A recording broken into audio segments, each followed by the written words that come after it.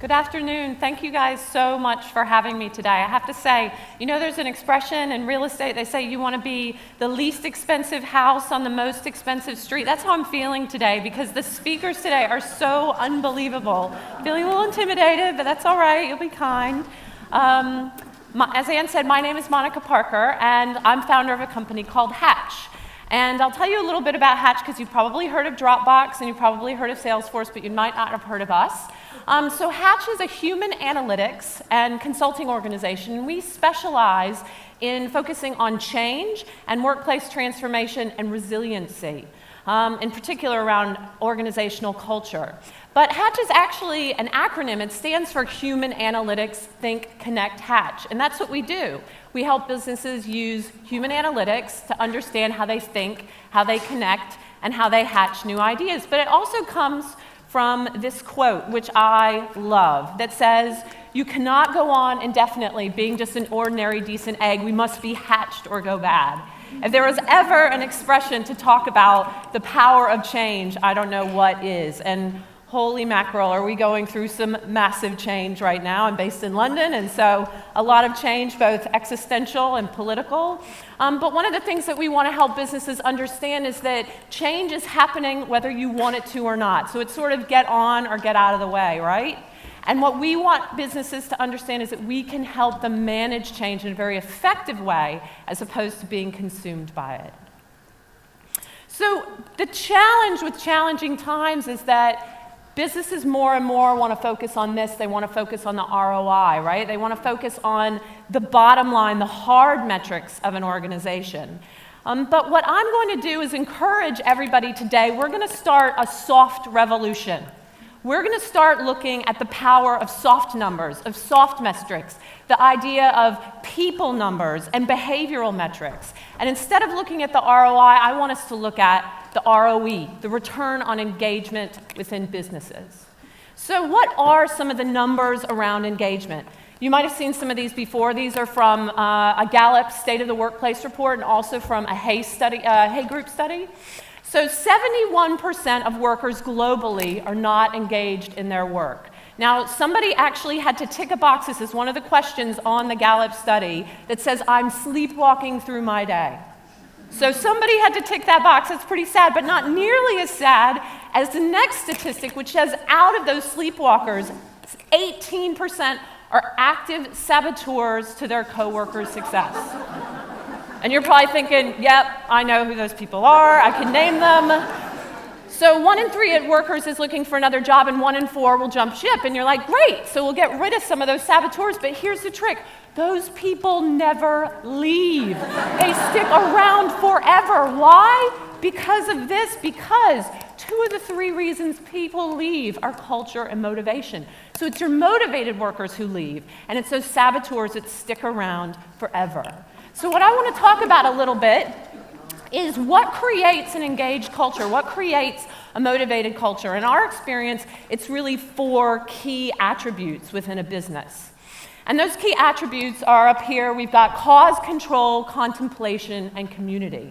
Now, how did we come up with these 4? So through our research and our analytics tools, we've spoken to at Hatch almost 40,000 people globally. And so I'm going to show you some of the statistics, but what we're finding is that these 4 attributes keep coming to the forefront of engaged cultures.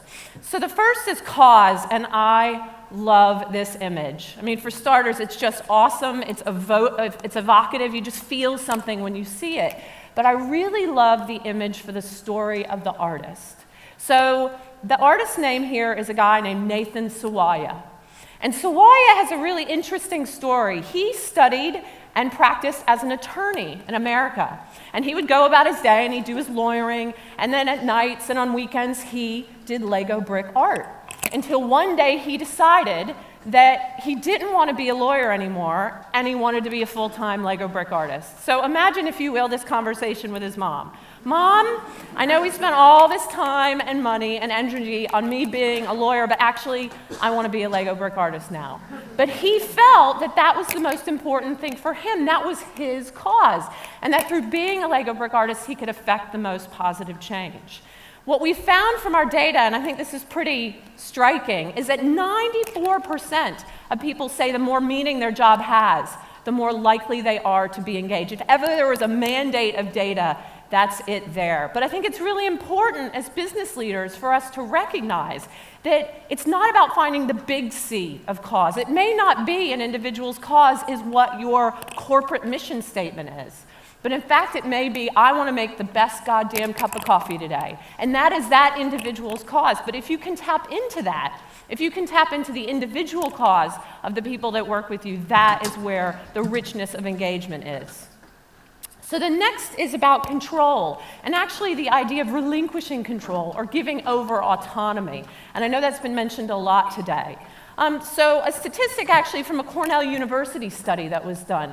They took two teams, almost identical teams, and they put one under a structure of command and control, and they put another under a completely autonomous structure. So basically let them self-direct, let them work how and when they wanted, and they found that the autonomous teams grew at 4 times the rate, which is really striking, but that's an ROI kind of metric.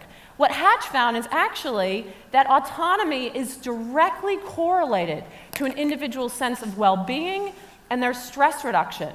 So this kind of activity of giving over control, which is hard during turbulent times because we want to hold on to the reins even tighter during a difficult time in a business. But if you let go of those reins a bit, you will have both a healthier business and also healthier humans who work in the business. The next is contemplation. So admittedly, okay, I put it in for a cheap laugh, all right? But there is some data to support this. So Accenture did a study of Fortune 500 executives, and they found that the majority of those executives were only able to find quiet time in 2 places, the shower and the toilet. Okay, so this is good for a cheap giggle, but I'm gonna tell you that this is madness. We have created a culture that worships at the altar of the cult of overwork, and it's got to stop. The World Health Organization declared stress-related illnesses a global health epidemic of the 21st century. It is killing us, and it's killing our businesses. It's killing our innovation. Our study showed that 71% say they don't take quiet time during their day to even think for fear that they'd be seen as skiving by their managers. How do we expect people to innovate if we're not even giving them the mental space and time to think? We've got to really consider the importance in what I think is slightly becoming an over-collaborated world, that we still need the thinking time. We need the concentration time. And the last is community. And I've got to tell you, spirit of full disclosure, I have a big nerd crush on Nilofer Merchant. And I think that she is doing some amazing work. And she was one of the first people who popularized the research around smoking, or sitting being the new smoking. But there's some interesting research that just came out last month by the British Medical Journal. And they say, actually, they believe loneliness may be the new smoking. They found that lonely people were 29% more likely to have incidents of heart disease and 32% more likely to have a heart attack. So this is a challenge. What does that mean for us? Why are we so lonely? Well, the number of people living alone has increased 80% in the last 15 years. In fact, in the UK, by 2030, almost 50% of people will be declared living alone. So imagine this, I live in London, so right, we live alone, and then we get into the tube, and we don't make eye contact because we're British, and British people don't look at each other, and then we get into the office, and we sit in an open plan, and we email the person sitting next to us, right? We've all done it. The challenge is that co-location doth not a community make. And community is so important. 89% of our respondents said that relationships with their colleagues were a primary contributor to their engagement. And this is also reflected in the Gallup study. They say the single biggest indicator of whether you'll stay in your job for a year is if you have a best work friend. I believe in this day and age of automation and technology, the single biggest competitive advantage we can drive in our businesses is a tribal sense of community. So I'm going to play you a sound clip, and I want you to see if you recognize this sound.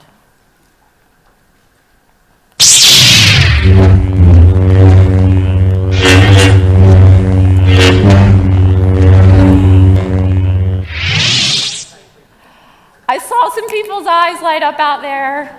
I know you recognize it, right? Of course we recognize it. It's the lightsaber.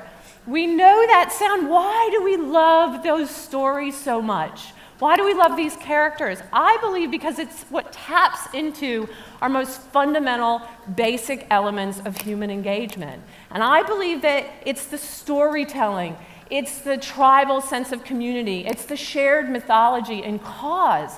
And if there was ever a totem for employee engagement, it is our friend there, Yoda. And so I will end with this statement from Yoda. At an event like Inspirefest, we just want to learn, right? We're giant sponges.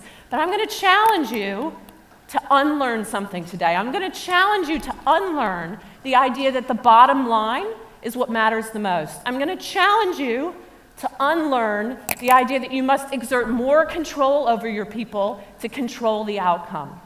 And I'm going to challenge you to unlearn the idea that we must have the mantra of busyness being a measure of our worth. And in the unlearning, we'll uncover the greatest lessons about ourselves and each other. Thank you guys so much.